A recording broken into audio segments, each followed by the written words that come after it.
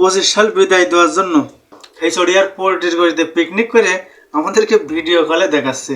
আর আমরা অরিজিনাল বিরিয়ানি গরুর গোশ আমরা সেই সৌদি আরব থেকে সোমবার গোশ এনে এই বিরিয়ানি রান্না করে খাচ্ছি।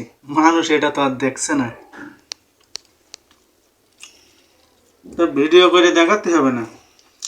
আমাদের তো আসুন আর দেখুন আর খেয়ে যান। আমরা লোভ ধরি না, আমরা মানুষকে দিয়েই খাই।